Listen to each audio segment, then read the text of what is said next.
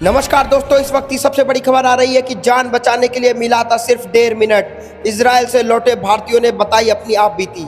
जी हाँ दोस्तों, हम आपको बताते चले कि जब रॉकेट आता था तो सायरन बजता था और 1.5 मिनट के अंदर हमें सेंटर होम में जाना होता था। मेरी बच्ची बहुत छोटी है, बहुत डर लगता था। यह शब्द है स्वाति पटेल के, जो ऑपरेशन अजय के तहत इजराइल से भारत लौटी हैं। स्वाति शुक्रवार की सुबह नई दिल्ली पहुंची हैं। हम सही टाइम पर इंडिया आ गए। उत्तर प्रदेश के फतेहपुर निवासी स्वाति पटेल इजराइल में रहती हैं और उनका कहना है कि वह भारत आकर बहुत खुश है।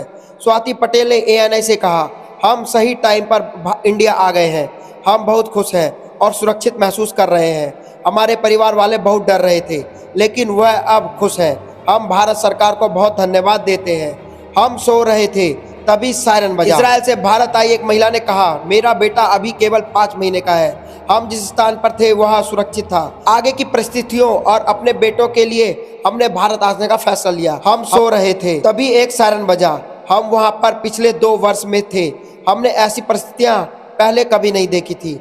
हम शेल्टर में गए। हम 2 घंटे के लिए शेल्टर में रहे। अब हम काफी बेहतर महसूस कर रहे हैं और भारत सरकार और प्रधानमंत्री का धन्यवाद करती हूँ। ऑपरेशन अजय के तहत मुझे भारत की वापसी हुई। दरअसल ऑपरेशन अजय के तहत पहली चार्टर उड़ान इजराइल से चल रहे युद्ध के बीच लगभग 212 भारतीय नागरिकों को लेकर के शुक्रवार सुबह दिल्ली हवाई अड्डे पर पहुंची।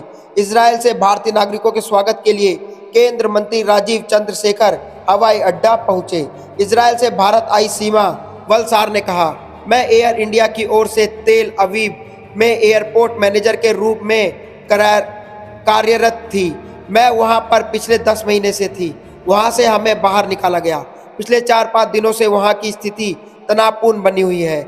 हमने उस स्थिति का सामना किया है और अब हम यहाँ हैं। मेरा परिवार भारत में रहता है। मैं वहाँ तेल अवीव रह रही थी। इजराइल से लौटे एक भारतीय नागरिक ने कहा, यह पहली बार है कि हम वहाँ इस स्थिति का सामना कर रहे हैं। हमारे वापस लाने के लिए हम भारत सरकार को, खासकर प्रधानमंत्री नरेंद्र मोदी को बहुत आभारी है। हम ज़्यादा से ज़्यादा शांति की उम्मीद कर रहे हैं ताकि हम जल्द से जल्द काम में वापस जा सकें। इजराइल से भारत आए मनोज कुमार, मैं वहां पर बतौर पोस्ट डॉक्टरल फेलो के रूप में कार्यरत था।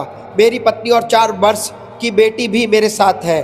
तेल अवीव में स्थित भारतीय दूतावास का धन्यवाद करता हूँ कि उन्होंने काफ़ी सहयोग किया।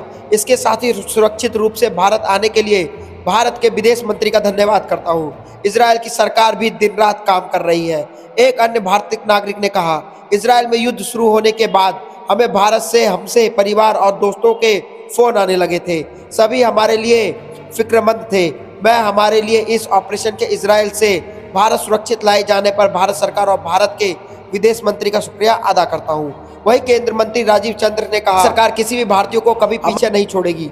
हमारी सरकार प्रधानमंत्री की सुरक्षा के लिए, उन्हें सुरक्षित घर वापस लाने के लिए प्रतिबद्ध है। हम विदेश मंत्री डॉक्टर S जयशंकर, विदेश मंत्री की टीम, एयर इंडिया की उस उड़ान के चालक दल के आभारी हैं जिन्होंने इस संभव बनाया, हमारे बच्चों को सुरक्षित और स्वस्थ घर वापस लाए और उनकी प्रियजनों के वापस पहुंचाया। जानकारी के अनुसार भारतीय नागरिकों की वापसी की सुविधा के लिए उड़ान गुरुवार की शाम तेल अवीव से बेन गुरियन हवाई अड्डे से रवाना हुई। इससे 211 वयस्क और एक नवजात बच्चा शामिल है। बता दें कि इजराइल और फिलिस्तीन के बीच युद्ध पहले 6 दिन से जारी है। इस बीच इजराइल सेना ने हमास के 3600 ठिकानों पर हमला किया है। जंग के 6ठे दिन तक 2700 से ज़्यादा लोग मारे जा चुके हैं। इसके 1300 से ज़्यादा लोग मारे जा चुके हैं। इसमें 1300 से ज़्यादा इजरायली और 1400 से ज़्यादा फिलिस्तीन शामिल है।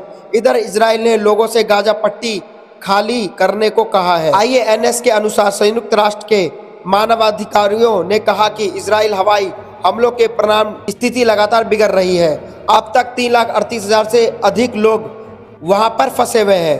तो दोस्तों, यहाँ पर जान बचाने के लिए मिलता था सिर्फ 1.5 मिनट। इजराइल से लौटे भारतीयों ने बहुत कुछ बताया जो हमने आपको बताया है। दोस्तों, आपको क्या लगता है कि आखिर ये वॉर को जल्दी से जल्दी बंद हो जाना चाहिए? आपको जो भी कुछ लगता है आप हमें कमेंट में जरूर बताएं।